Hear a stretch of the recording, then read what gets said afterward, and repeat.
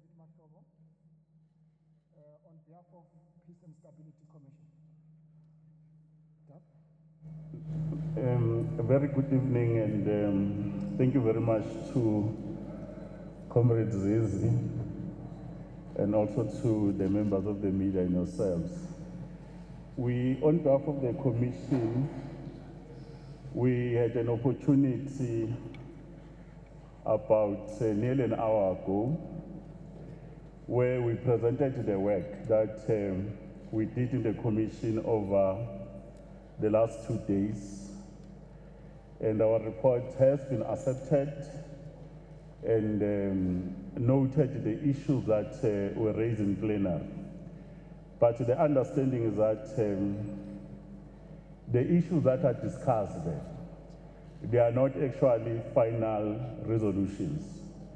These are the matters that were brought a lot of ideas together, consolidated them, so that at a particular point when the NEC has processed the report out of the outcome of the National Policy Conference, these matters are going to go back to branches. But equally, the ANC is going to continue to engage with society on the issues we're raising, so that ultimately in December in the National Conference, we should be able to make final decisions. Some of the key issues that we did look at them, we did an assessment of the security situation of the country over the last 23 years and had an assessment of the recommendation to say, if you look at the previous conference resolution, how far have we gone?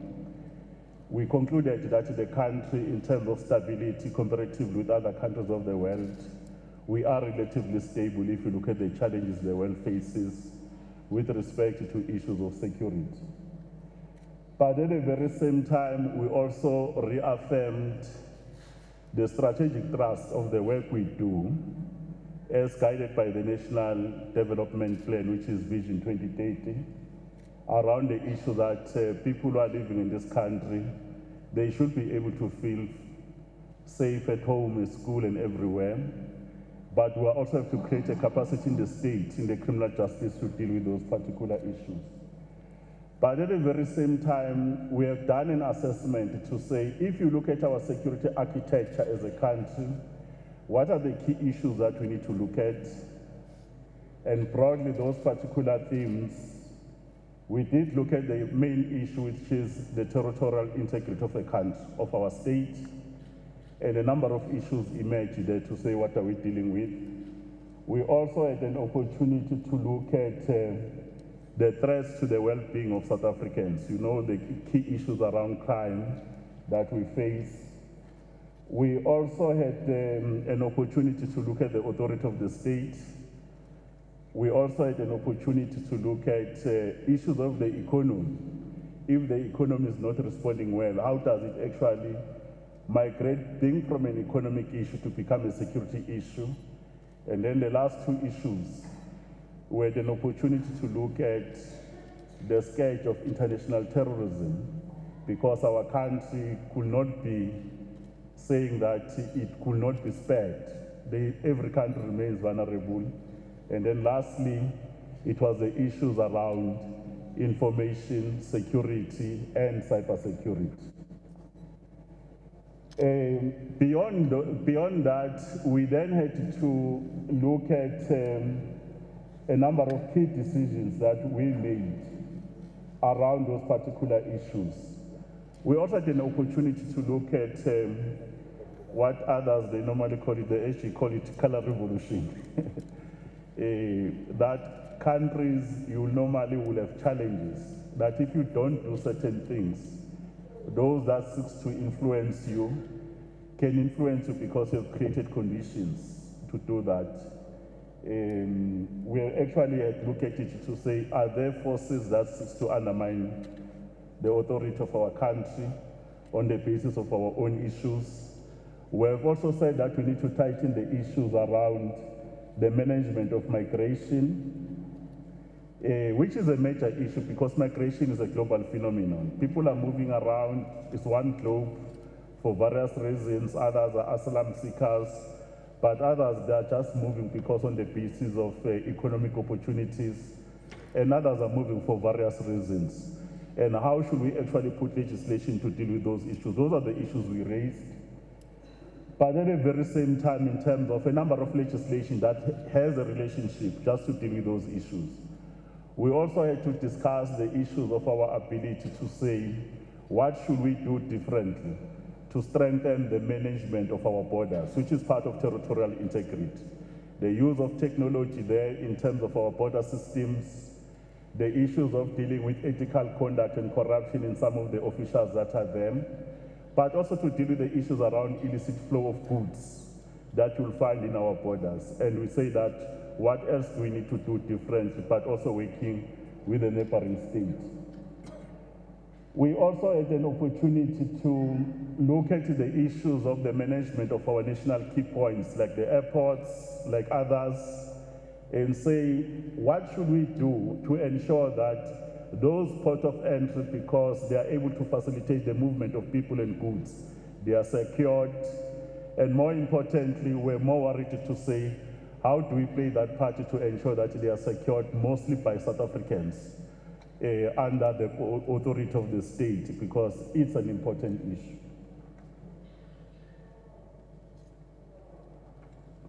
Well, the other issues that we have to deal with are issues around corrections, correctional services.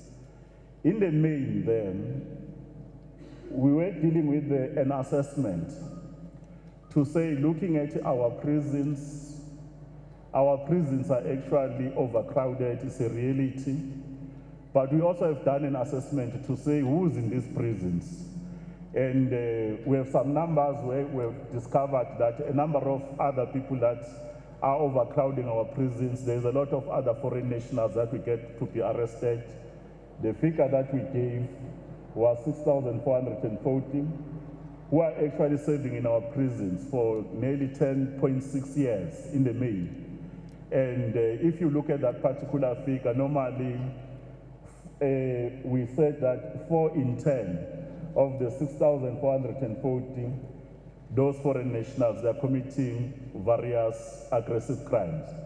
But our attitude as the ANC, crime is crime, irrespective of your nationality.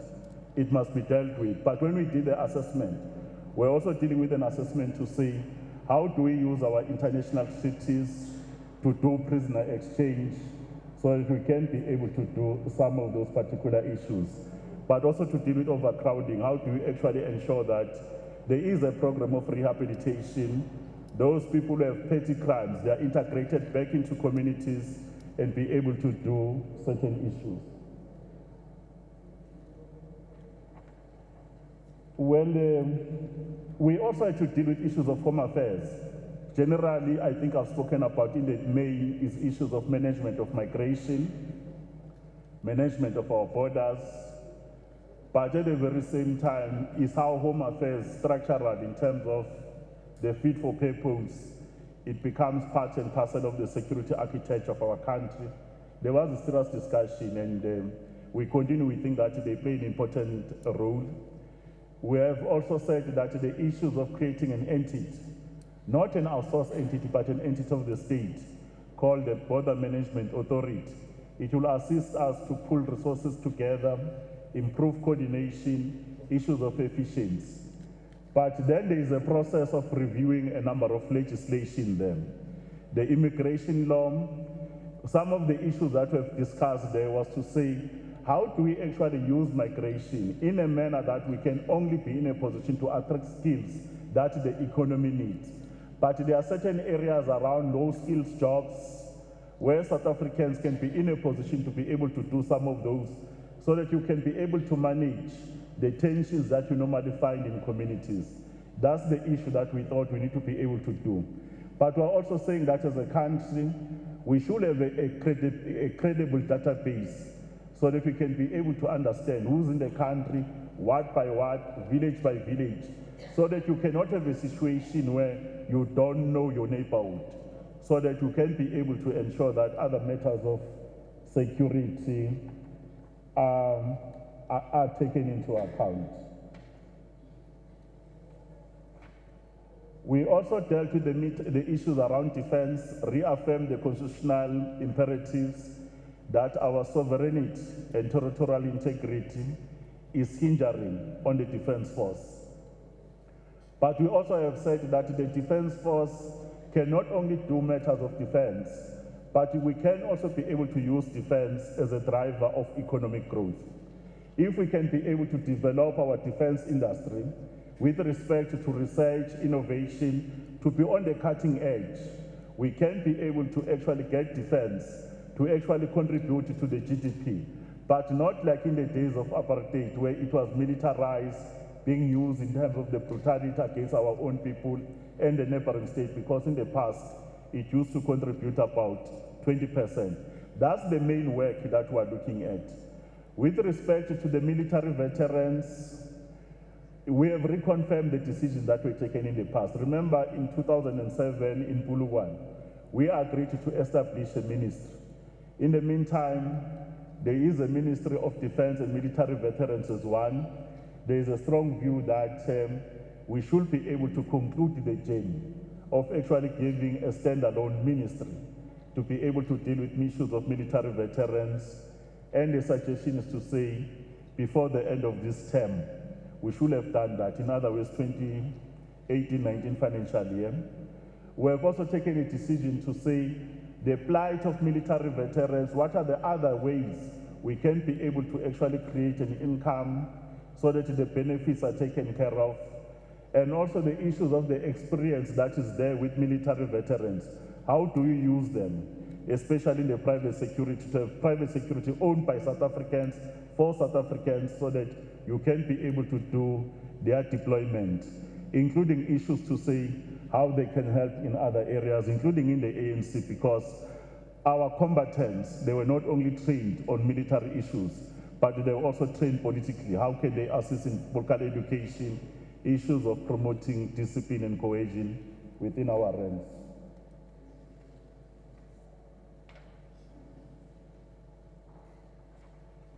Well, we had an opportunity also to discuss, the matter is not new, the matter around private security industry. In the private security industry, we have actually appreciated the role that this industry has grown. It contributes to job creation, which are employment opportunities that are there, but it also contributes in terms of crime fighting. But we still have some issues that we're raising, that our strategic key installations, national key points, we can't as a state in terms of sovereignty, that foreign-owned private security firms, they should be able to guard us. But we need South Africans to do that. Then the industry should be in a position to work together, transform it, so that they can continue to do those. Other issues that we're a little bit aware of is the exploitation and the employment of non-nationals and some poorly trained individuals that are supposed to be handling these high-caliber weapons that are there. But we are not saying that there is no space for private security. It should be there. How does it get deployed as a phenomenon that happens internationally? We should be able to get that one moving. And we are saying that the regulation that is sitting with government must be able to proceed and sign that law, which is Syria Act, into law, and be able to deal with the concerns that are being raised by industry, because at a particular point, the industry was threatening to take us through litigation if that legislation was passed. On justice and constitutional development, there are a number of issues that we raised. One of the issues that we noted, the integrated criminal justice system.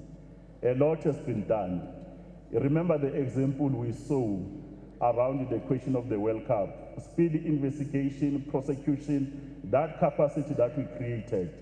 And we can be able to say, in terms of drawing lessons, what can we do much better to be able to continue with that? Because if we don't improve the efficiency of the systems, the issues around the trust deficit remains a problem. It takes time, people go in there, then they are able to escape, even if they have committed heinous crime, because probably with our investigations, the readiness of our dockets is an issue. But we're also saying that we're going to migrate and ensure that we modernize the system itself in terms of using technology, because you can't have dockers that are actually getting missing in their own system. Those are the main issues we have raised. The transformation of the legal services of fraternity in terms of the support of black lawyers in particular, and how the state is providing cases, a deliberate attempt other than to actually have same faces all the time. These are some of the issues that we thought we should be able to raise. Then there are a number of legislation that we think needs to be overhauled around this particular issue, especially if you look at the issues around crime and corruption. The issues that are raised by our people to say, in many instances, the law that actually pertains to bail, and we have seen certain instances where communities are saying, no, you can't just apply the law without doing consideration. Therefore, we were able to say, let's be able to look at the laws around bail, witness protection, but also including the issues around petty crimes, which are defined in Schedule 1. Certain crimes must actually be harsher sentences. Instead of regarding them as Schedule 1, regard them as Schedule 5 and Schedule 6, where they are becoming much tougher sentences. We also did discuss the issues of the transformation of the judiciary. That over the last 23 years, a lot has happened. But if you look at the employment equity imperatives, but then there are issues that we need to be able to deal with beyond the employment imperatives. Issues around the attitude, orientation of the system itself, whether there are weaknesses. We also dealt with the issues around the separation doctrine of the three arms of state, the judiciary, your executive, and also the legislature. How do we find the balance? What are our rules of engagement? So that we will not have views about encroachment, about overreach in some of those issues.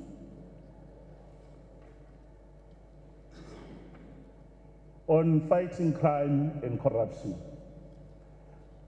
On fighting crime, we have noted that if you speak to a number of South Africans, they are feeling that violent crimes are on the rise. And we have seen the brutal killing, barbaric one, of women and girl children. And there's a view that probably we want to coexist with crime. The issues around the use of drugs, narcotics, and other illicit issues that are there in our communities, we are investigating other opportunities to say, what do we need to do different? One, to have successful prosecution.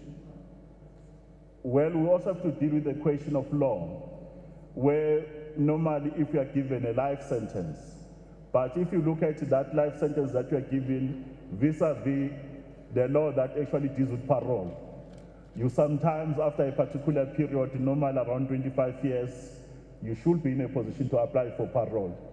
And these people are back into the system.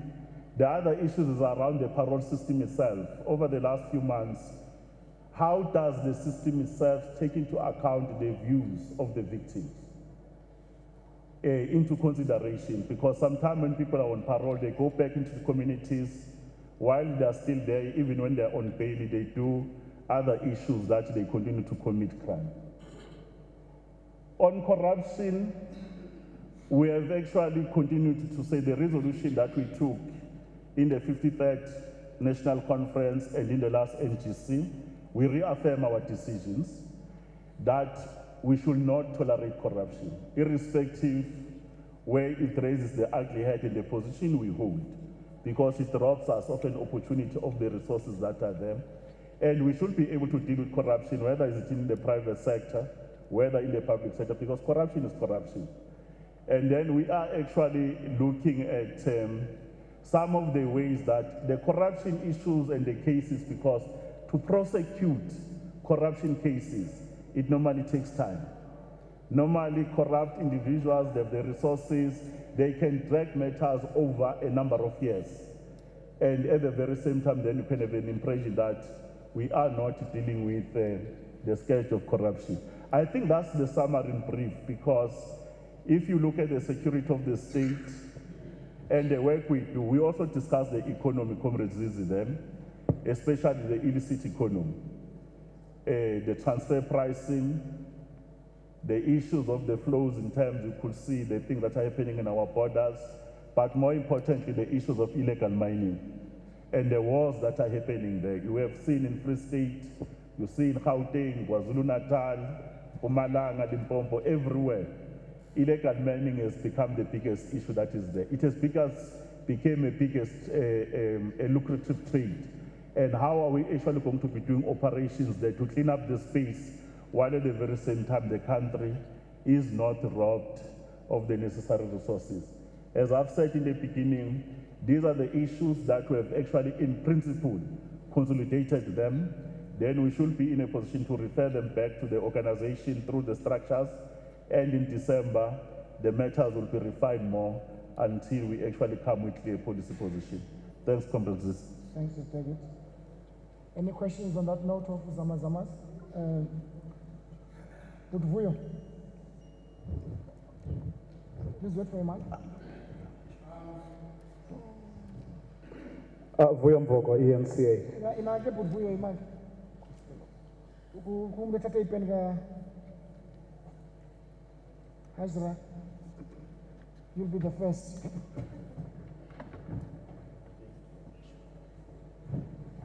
Proceed, Budvuyo. Yes, if one takes your penultimate point, which is corruption, you said we shouldn't tolerate, you are concerned about the time it takes to prosecute and so on. But when we are talking about the transformation of the judiciary, you didn't give any specifics. When you say you have, we are raising issues of attitude and orientation of the system, are you saying that it is not aligned to the sort of issues or principles that you would want it to be aligned to? In other words, the attitudes and orientation of members of the judicial system is not what you would like to see. Is that what you're saying? And the same would go for the separation of powers. You are raising issues of encroachment and overreach. Are you saying they are overreaching or they are encroaching on the, say, legislature and the executive? Pass it to Marine here in front.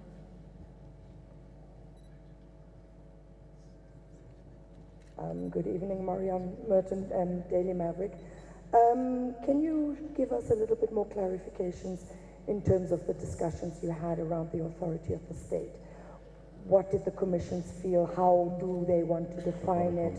What is the authority of the state? How does the ANC Peace and Security Commissions, how do they see that? And perhaps you could also clarify something for me.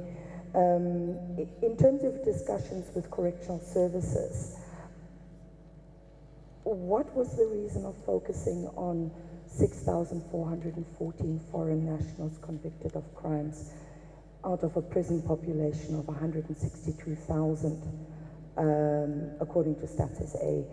And were the discussions perhaps not also going around the fact that around 50+% of people in our jails are those who can't afford to pay bail? Thank you. Okay. Hazra, just to the front. Hazra and then Clement. I think you've got a soft advice, I can hear you. Thank you, Minister. I'm also a little bit confused given what the ANC has said. Hajra Marjorie from Power FM. I'm also a little bit confused given what the ANC and its leaders has said in the build-up to this conference around the judiciary, and more specifically what the President said on our constitutional democracy, that you spoke so little bit about the judiciary. So can I ask you to expand a little bit on that, as well as the separation doctrine? What were some of the recommendations in this regard? Secondly, I'm not sure why Peace and Stability didn't identify state capture as probably the biggest threat to our security and weigh in on this issue. I mean, if some of the allegations are true, then there are some who are trying to turn the ANC into a black Boerebond, and I would assume that you would be concerned about that. Clement Manyatela from Eyewitness News. Did the Commission at all discuss the so-called foreign forces that want to push for regime change? I remember hearing a lot of ANC leaders describing, for example, the marches by South Africans for President Jacob Zuma to step down as being influenced by those foreign forces. Was that under discussion? My second question is on the national key points being guarded by private security. The MKMBA previously took a resolution at their last elective conference to make suggestions to government for national key points to be guarded by MKMVA members. Did you entertain those proposals? Thanks. My last two questions, Pete, and just behind you. Hi, I'm Claudia Matovich from Business Day. Minister, I just wanted to find out, One round. in terms of the police, are you worried at all at this stage about the state of the police? There's a multitude of acting heads, which influences the stability of people that should be protecting our sovereign state. And then also in terms of contributing to the GDP on defense now, has there been an agreement that the NEL should go back to the defense? Thank you. Pete? Minister Peter de Tooy from Huffington Post, you said that the commission decided rather, or agreed that the ANC should not tolerate or accept corruption. Was state capture discussed in that context, given the deluge of reports in the public domain about wrongdoing and the extent and depth of state capture and the apparent unwillingness or inability of the government to act on it? Thank you. That question was asked by Clement. Yeah, no, asked by Hajra. Minister, I'm left with only 3 hands. I think you should answer those, and then I'll take my last hands. I thought I'm not minister. Yeah, Yeah, I thought I'm a member of the Peace and Stability Committee. I thought I would correct that. I'm not reporting on behalf of government, but thank you very much. With respect to the question that is asked by Vuyone, I think the question has 2 elements.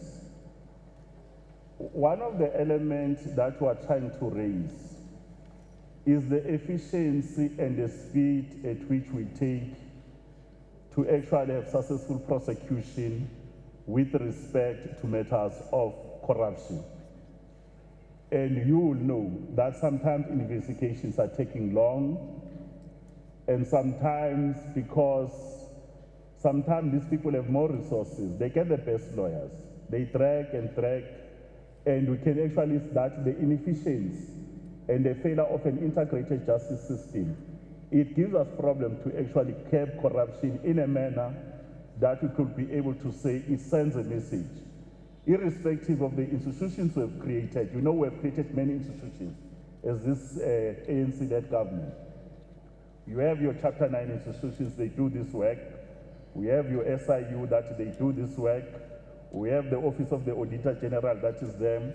You have the Public Protector. You have a number of bodies that deal with issues of corruption. But how do you ensure that when these reports are there, they are presented to the authorities in a manner that the cases, they become winnable? This is what we are actually referring to. And when we look at the example of 2010, we say, what examples can we be able to draw? When you actually do intelligence, prosecutorial driven investigations, so that you don't actually have an investigator or a detective. They come to the site, they go to the prosecutor. The prosecutor said, we have not actually collected actually credible evidence to be able to do that.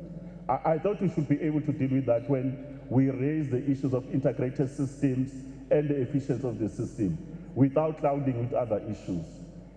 The second issue that I think you're asking, we raise an issue about the transformation of the judiciary. The transformation of the judiciary, we are referring to issues of attitude. We are also referring to other historic issues. That is the judiciary itself, in terms of our approach and how we actually do certain issues to be able to be responsive to what is an outcry of our people, who should be able to do that. The issue that you cannot actually ignore, which is a topical issue over time now, is that when you look at the state, there are arms that are there. There are 3. We have a legislature, we have the executive, and we have the judiciary. There is no arm of the state that is more superior than the other. And how these arms of the state, they do their respective duties as enshrined in constitutions without creating the tension, because there is a tension around the arms because of one reason or the other. And our commission then said, let's look at how do we regulate our rules of engagement so that we'll be able to actually respect our various roles, our independence in terms of our execution without issues of overreach or issues of interference. We never wanted to actually, as a commission, including plenary, to start to be actually pointing fingers. We are looking at matters of principle and policy, because if the policy is much clearer or there are certain gaps that are there, we should be able to deal with those issues.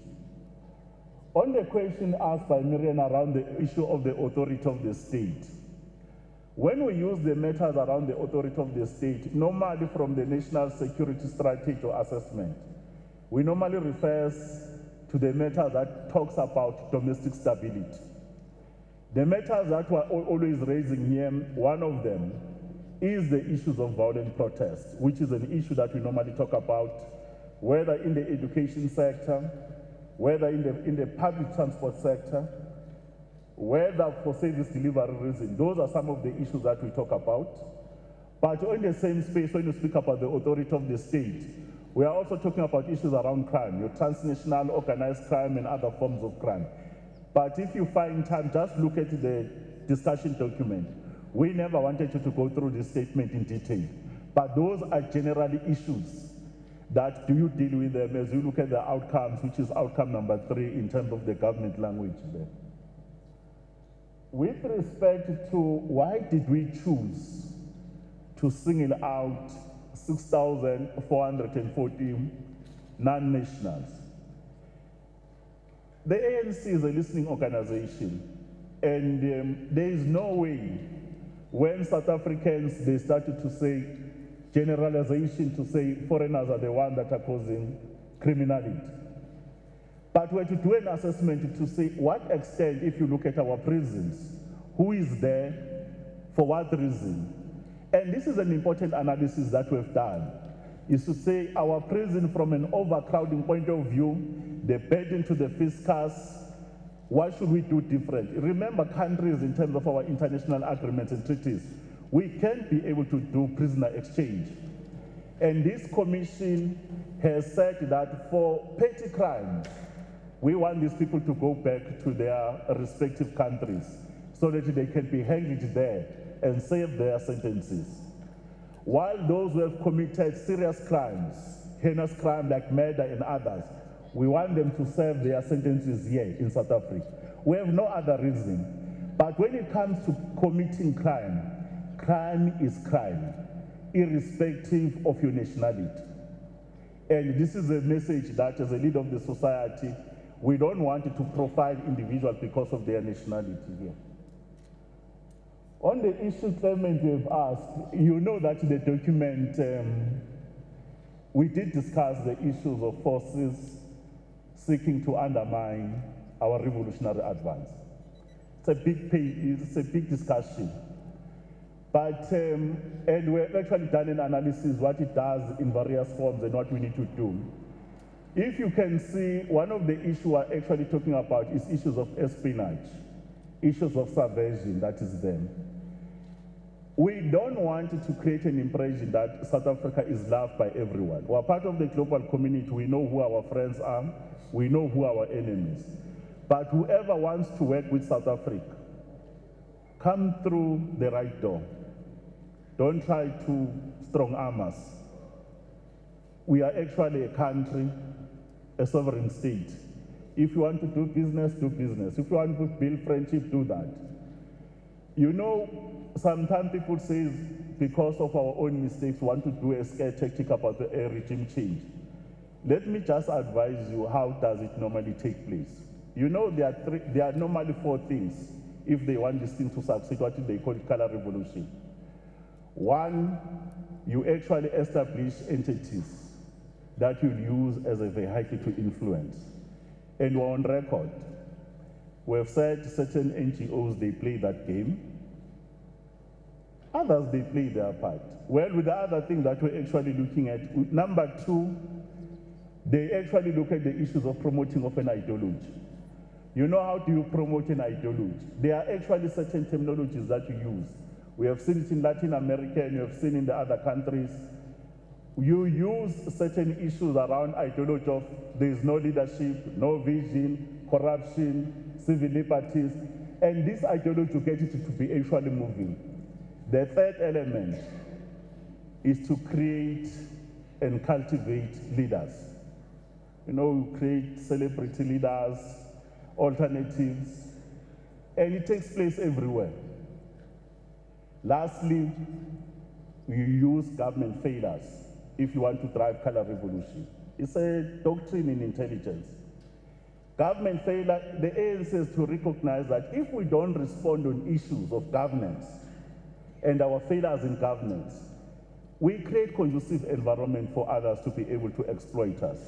Therefore, we have done an analysis. That's why we're saying what we need to do are very clear.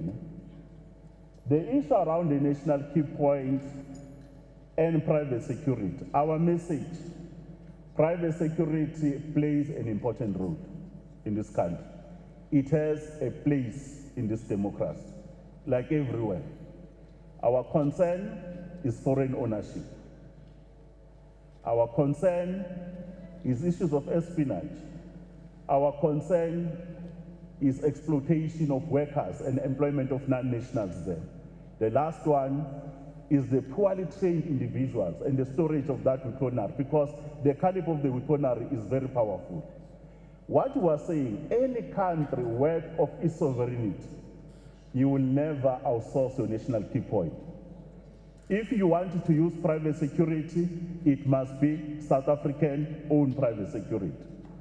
Therefore, the view by MKMVA is receiving support because veterans, whether from the former liberation movement or veterans, military veterans, even from the Bantustan or the TPV states, they will all have actually an opportunity to do that work. And some of them are doing more work internationally. Therefore, it's not something unique that we are raising. The issues around Claude that is asking around SAPS, we did discuss them. We've agreed that the stability in the security cluster is very important in the administration, irrespective which department, whether is it state security, whether is it police and so forth. Let's stabilize administration. And when administration is stabilized, operations are going to be implemented in our program. We never wanted to single out one department. Stability, professionalization in the cluster, and issues of proper training, remuneration, including issues of dealing with corruption in our own. We thought we should deal with that. Denel was discussed, and there is a proposal to say, to increase our capability in terms of research, innovation, and remember that our Department of Defense, in the main, we are the ones who are actually acquiring that technology. And it's not something new. In the past, Denel used to be an ABSCO, used to be part of the Department of Defense. That well considered to drive our strategic capability as a defense industry. That recommendation has been made. On corruption and state catch, we chose to discuss policy, not events or incidents. Remember, here is a policy conference. We have taken a decision that corruption is a cancer. It must be dealt with, irrespective where it comes from. As a member of the NEC, and comrades who sit in the NEC, we have made a decision about state catch. We have said the president or the government should be able to proceed to actually do the judicial commission on these matters. And we are looking forward that these matters will be deposited in other matters, because the relationship between politicians and business is an issue that we should be able to find a way. How do we relate? In as much as our relationship with capital is a struggle of unity and opposite.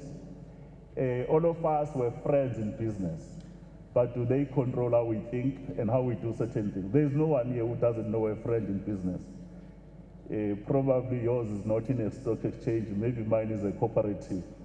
But generally, we think the matter, the NEC has decided on it, and we think the decision should be implemented.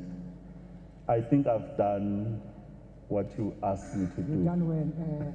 These two in front, and you see when and it was fair. You can hear every conversation all seated here. Right at the back, and then I come to SABC. No, I'm just taking 3 hands now. Hey, they're like a commission now. No. I want the mic here.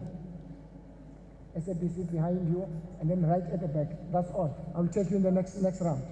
Next round in the next commission. Minister Makabo, my name is Mutlinyana from SABC. I would like to know as to whether there was a concern raised with regard to the state of intelligence in the country, taking into consideration the recent incidents of robberies at the headquarters and the high number of incidents of destruction of public property or trains, schools, and we hardly hear of any successful, if there is any prosecution on this matter. Thank you. Amakalang? Good evening, I'm Khalang Bata from Bloomberg News. I just wanted to ask if the matter of bringing back the death penalty was discussed, particularly under the justice banner that you talked about, because the Women's League president did mention that given the surge in violence against women, that was a consideration they wanted to put forward. Right at the back. Please pass. That's my last hand for this commission. My name is Kelvin Norma from ANN7. Minister, just wanted to ask, you said the commission discussed about color revolution. So was role of media discussed as a forces of color revolution? What? Just repeat again, was what? Was, you said the commission discussed Color revolution, yes. Color revolution. So was the role of media discussed in terms of forces of color revolution, regime change, anything? Thank you. Okay, thank you. Thank you, Mr. No, thanks. I think with respect to the issues around intelligence, I think we should be able to know that we are a powerful vehicle to communicate and educate. Sometimes people don't know. In intelligence, you gather information, you give to the operatives, and they move. That's why I was speaking about integrated justice system. But when people, they choose to be politically, they say other people are sleeping on their job. If you have intelligence, you can't actually scream and say you have intelligence. Let me make an example in Vuan. We knew Vuan Malamlel a year ago that it will happen.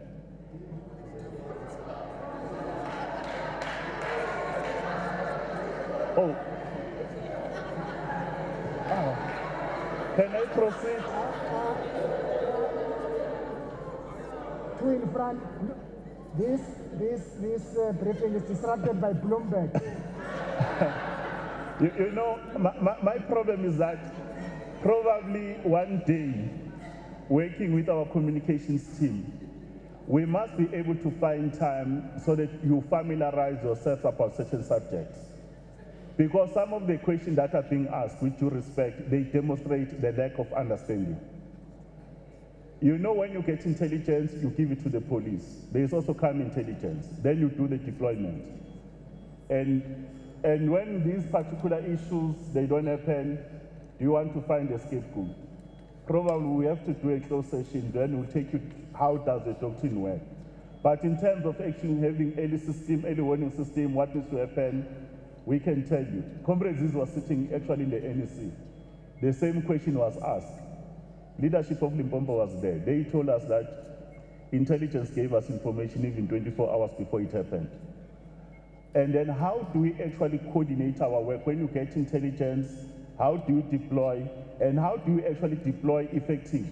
And how do you actually do the arrest and be able to do successful prosecution? The example you have made, a number of people who have been arrested when actually these protests are happening or only this burning of properties. But what is our problem is our ability to get successful prosecution. One of the things that we also discussed in terms of law is when you are actually having a mob, who do you say that actually burned the car? And how do you use some of the information that we are doing? Those are the issues that we are grappling with. But I think it's a question that I've received in my deployment over the last 3 years. Probably I must start to share how do we move from point A to point Z on the map. On the issue of femicide, we did discuss it. When we discuss the matter of femicide, there are views that death penalty must be relooked at. But you know the ANC position. We're a humane organization. Because of our history and our past, we know where we come from. And death penalty is not a deterrent. Is not a deterrent. And if you are going to bring back death penalty, if we're actually going to change police, we are going to have issues to say, do you have a capable criminal justice system? So that you don't make mistakes like in other countries where you actually go for capital punishment and get people killed when they have not committed anything. But the ANC position, plenary has confirmed with respect to death penalty. The message that we've been given is to say the heinous crimes perpetrated against women and children and other vulnerable people, what do we do different to send a message that crime and society can coexist? How can we actually do the overhaul our system? An example is about the witness protection, that particular act. You know that if you put an affidavit, you are a witness. And in terms of the Criminal Procedure Act, I've seen you as a person that has killed someone. Then I eliminate the witness. And what are the chances for someone to speak on that affidavit? These are some of the issues when we're reading under justice to say we have to overhaul our legislation to be consummate with the complex nature of the crimes we face today. But with a view that we need to be able to say what is the role of community to dealing with issues of crime. On color revolution, we never discuss the media. But what we discuss is to say, if you wanted to do an agitation, what platforms can you use? The media is the most powerful tool in the hands of any humanity. You can actually use the media for peace, for justice and development. But you can also have a situation where media can actually be exploited for other things. It does not actually happen in one country. It happens in many countries as a tool. Therefore, our relationship with the media and how should we be able to engage? We are not the enemies of the state. But the reality is to say, are we actually reporting in a manner to report objectively in terms of the doctrine and the training? But that's why I decided to give you the example, how does color revolution take place? Color revolution, it happens in terms of 4 phases. And those are the phases that we've given, because if you don't do the literature around color revolution, you will define in a particular way, and you will see actually regime change agents all over when they don't exist. But when they exist, we have the capacity to see and educate our people the forms and the nature it takes. That's why the branches and the plenary and the commission were to actually increase our level of alertness and vigilance, because you don't want people to start to collaborate wittingly or unwittingly with elements that seeks to undermine our sovereignty and democracy. Thank you. Thank you very much, David. Good evening to you. The next commission is ready. Miriam from International Relations. Thank you, David. Are you on your call?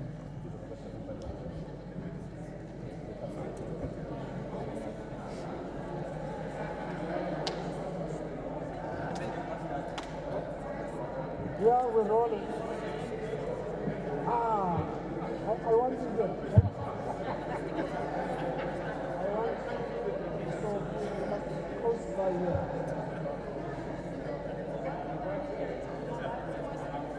Yes, yes, sir.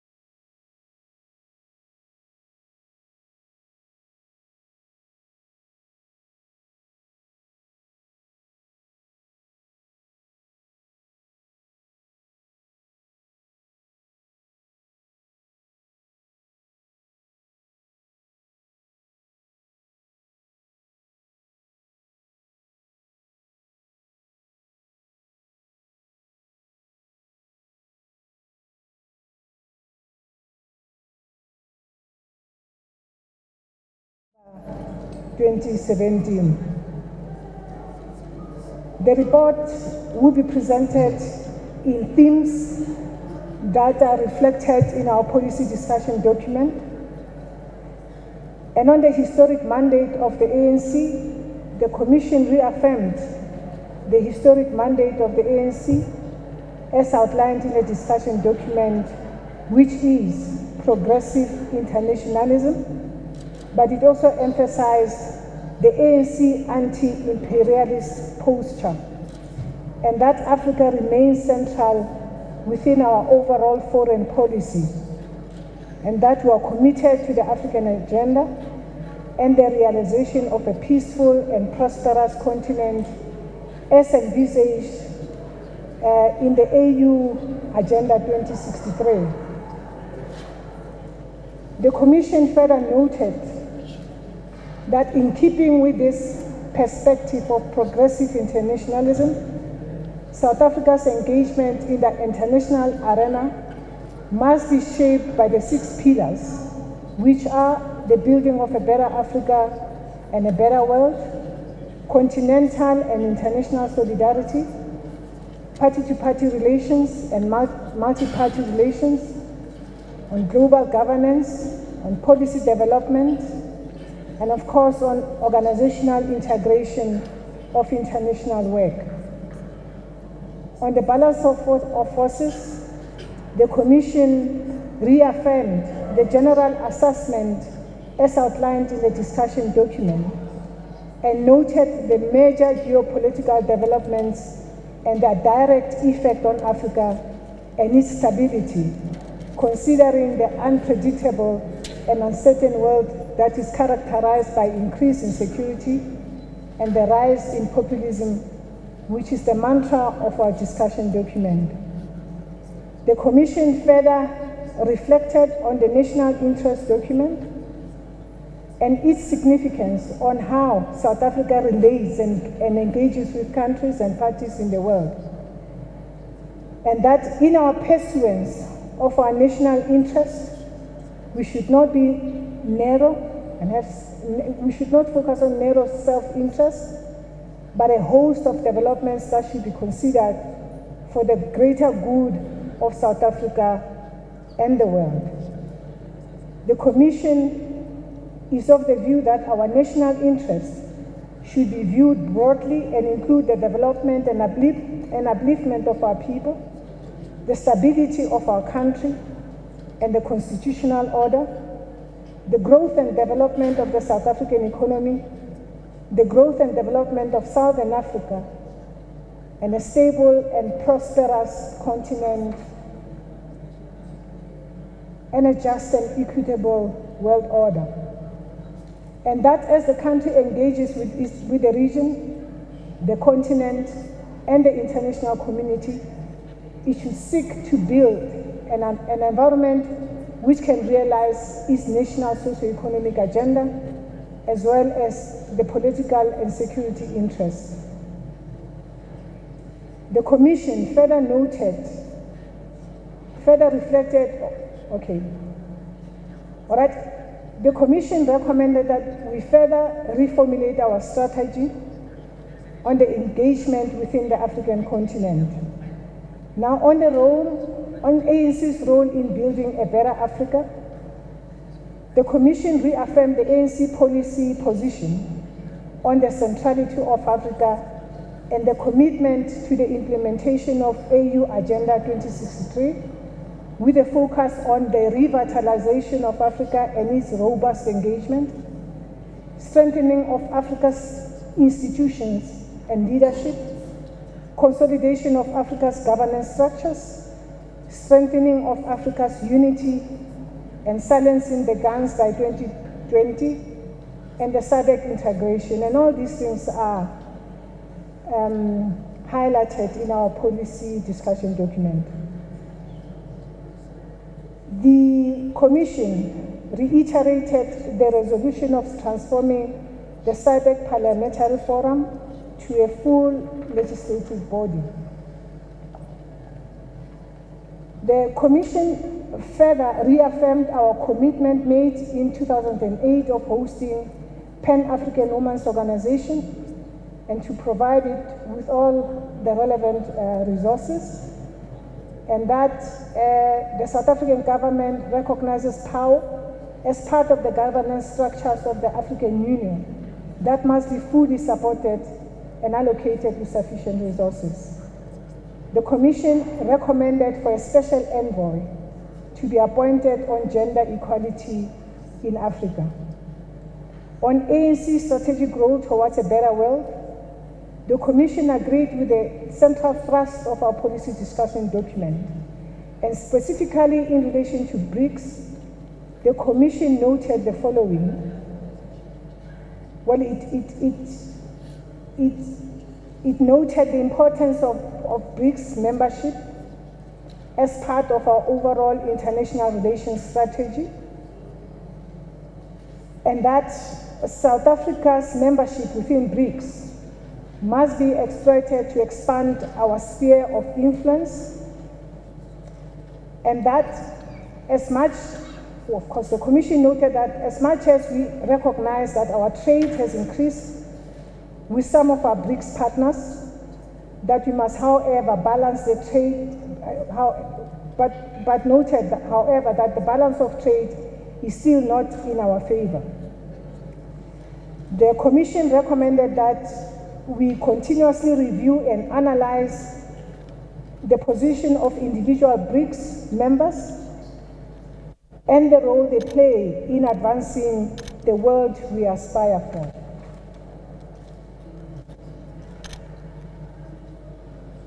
On International Criminal Court, the Commission confirmed the decision to withdraw. This is the resolution. They reaffirmed the resolution of our 53rd conference in Mangaung in 2012, that we should withdraw from the ICC, and that South Africa must ratify the Malabo Protocol on amendments to the protocol on the Statute of the African Court of Justice and Human Rights, and encourage the speedy operationalization of the African Court of Human and People's Rights. The Commission agreed with the thrust of the policy discussion in this regard. On the issue of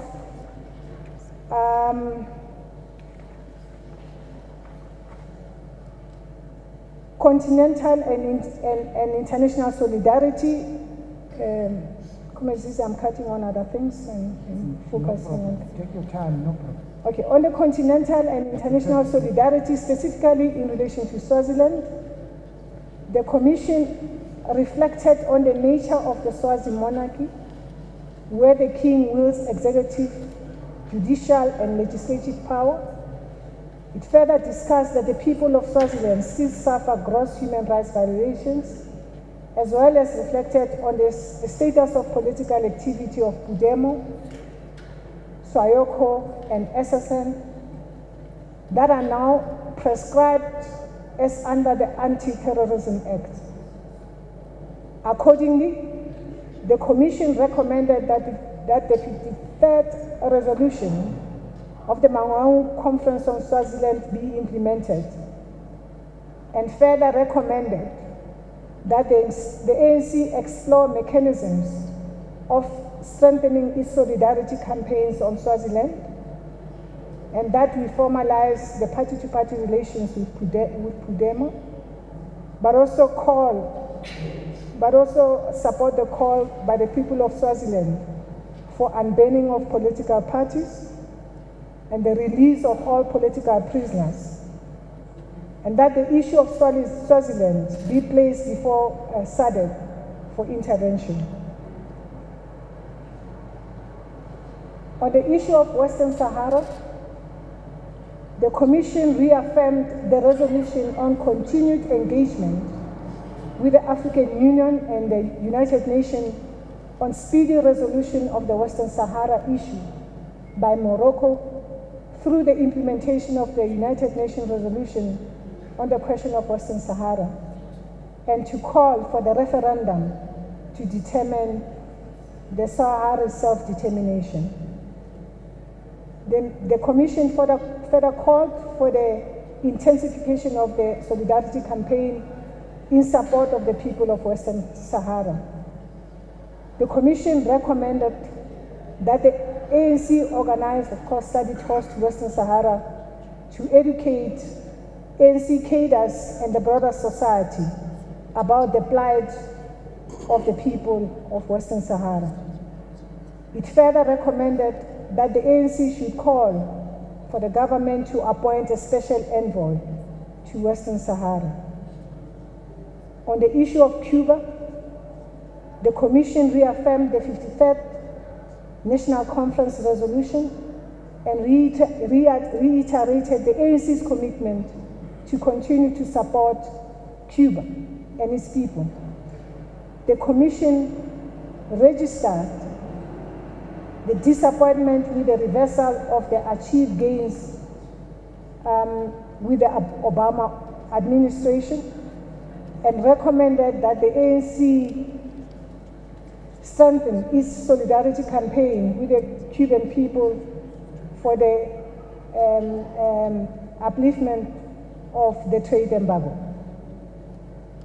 And also to call to engage the Trump administration on the reversal of the warming relations initiated by the Obama administration. On the struggle of the Kurdish people, the Commission recommended the ANC support the Kurdish people's struggle for political rights, peace and justice in the Middle East, and urge all role players to engage for a political solution in the conflict. The ANC further call for the release of Kurdish people's leader, Abdullah Öcalan, and all political prisoners. On Palestine, the Commission reaffirmed the ANC's unwavering and steadfast commitment for the struggle of the people of Palestine. The Commission expressed its disappointment by the Israelis' lack of commitment towards peace with the Palestinian people. The Commission debated the continued illegal occupation of Palestine by Israel, which is at its 50th year, and Israel's non-compliance with the international law. The Commission called for the downgrading of the South African embassy in Israel to send a strong message about Israel's continued illegal occupation of Palestine and the continued human rights abuses against the people of Palestine. There was, of course, another call for a shutdown of the embassy. However, the dominant view was that of downgrading the South African embassy in Israel. There was also a call for ANC to make a risk analysis on the calling for the downgrade of the embassy, and that such assessment inform the downgrade of the South African embassy in Israel. The Commission noted the work done by the ANC in uniting the people of Palestine as a prerequisite for real negotiations with Israel. The Commission recommended that ANC must continue to focus more attention on uniting the Palestinian parties, and the Commission further recommended that the ANC host a global solidarity conference on Palestine, consisting of the liberation movements of Palestine and all other international progressive organizations who support the liberation of the Palestinian people. The Commission called for the intensification of the solidarity campaign with the people of Palestine.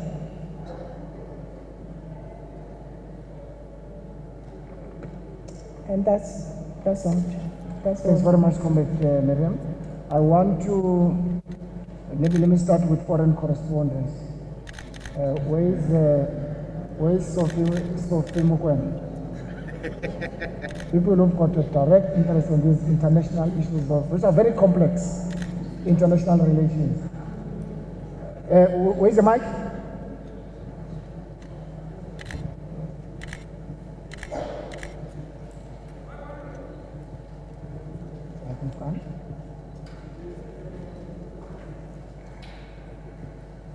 Hi, Peter Fabricius from the Daily Maverick. Thank you for the briefing. Could I ask a couple of questions, Madam Chair? The first is about the ICC. Tomorrow, I believe, the ICC is ruling on the South African issue. And there was a feeling in Durko that any decision about withdrawal should depend upon the outcome of that decision. Was that taken into consideration, or was the decision to withdraw final? And when it comes to Swaziland, you mentioned that there was a recommendation that the recommendations of the 54th conference in Mangaung should be implemented. I wonder if you wouldn't mind just reminding us of what those were, and whether the ANC doesn't feel some despondency that it keeps making resolutions about sanctions against Swaziland which are never implemented. Thank you. It's 53rd National Conference, which was in Mangaung. 54th is still coming. Right at the back, I want somebody to talk about the Kurdish people. Yes. Turkmen Terzi from Turkey, Active News. Turkey. Yes, from Turkey. Madam Chair, you mentioned only about the release of Abdullah Öcalan. He is the leader of PKK.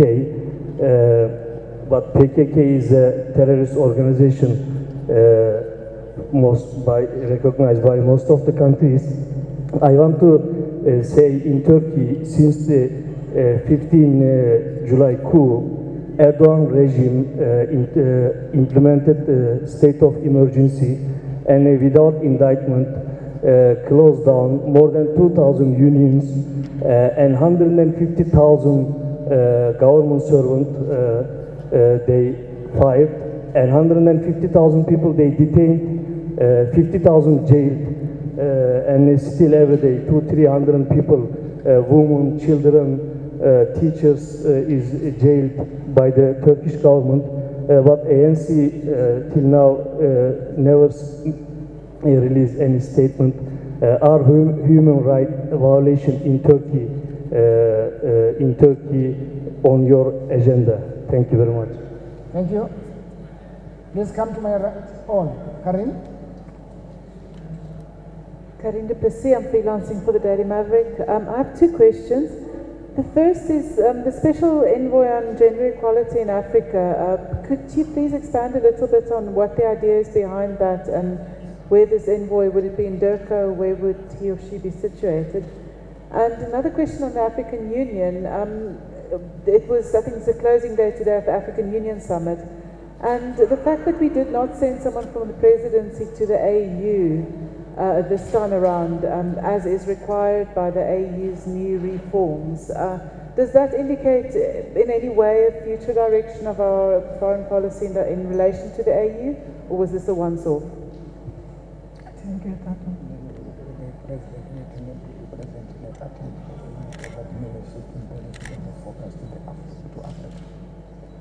I see Daily Maverick is overrepresented. No, pass the mic to the right here. It's well represented.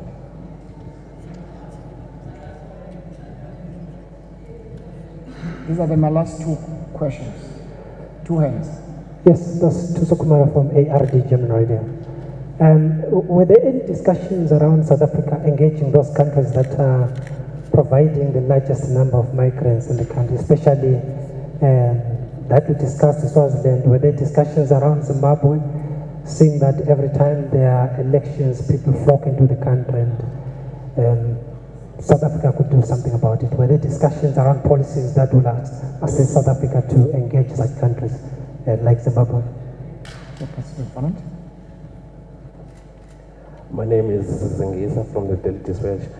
Ma'am, you speak about BRICS. You firstly spoke about the global balance of forces, and then you came to BRICS and you defined it as our international relations strategic point. Now, this is one of President Zuma's favorite subjects, the balance of forces and the BRICS, that he always describes as a grouping that is under attack from Western powers. My question is BRICS the best strategy for us in terms of our international relations strategic plans? And if not, what is the alternatives if there are any? Were there such discussions at all? And also, what are the plans of taking Africa with this BRICS agenda of ours? Thank you so much. And that's the last question, Comrade. Thank you. Maybe let me start with, if you don't mind, the very last issue on BRICS. Is BRICS the best? I think our policy discussion document recognizes the importance of BRICS and the role that it has played in increasing trade with South Africa, some of the BRICS countries. However, I've also reported that the Commission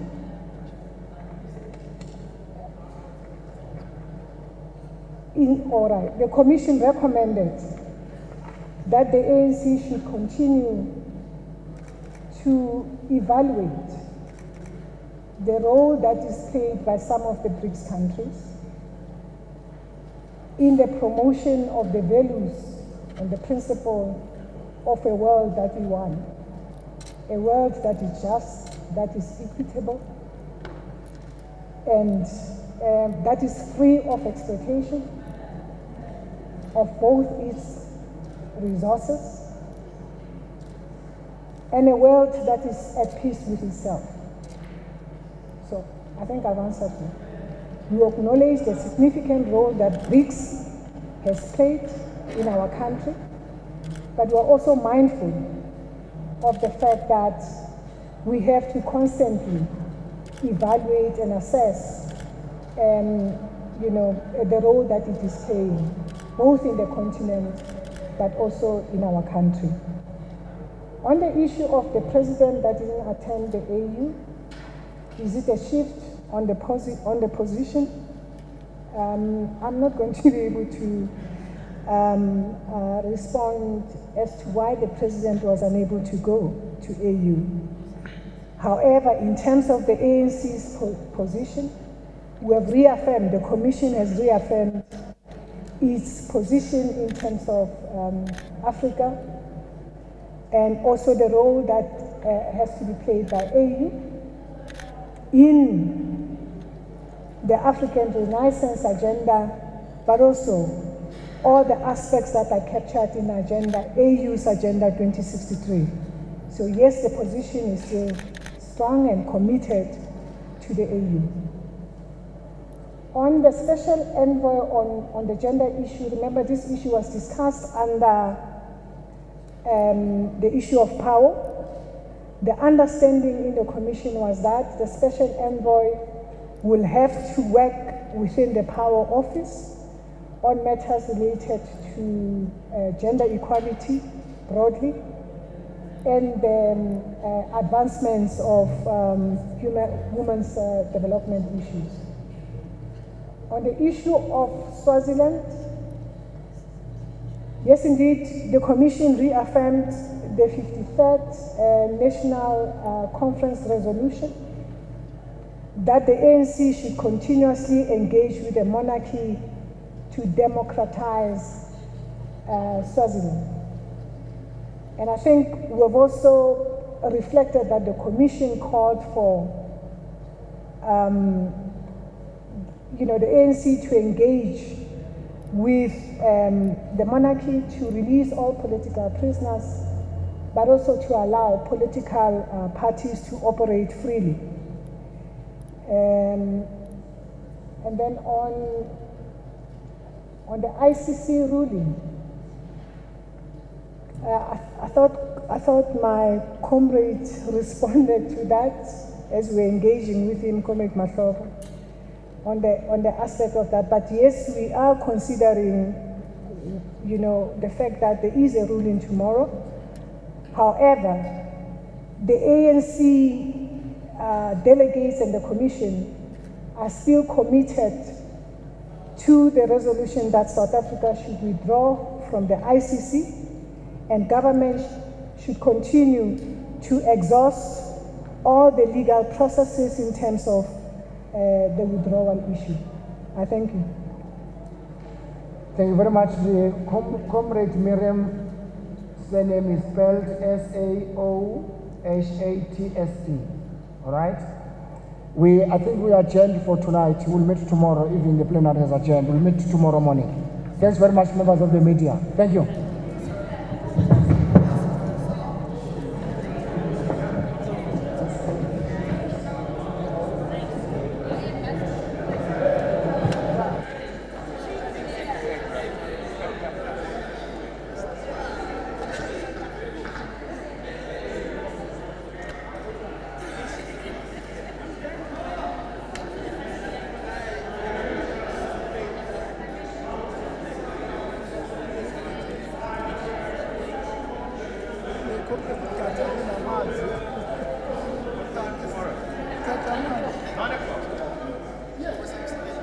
Ucho.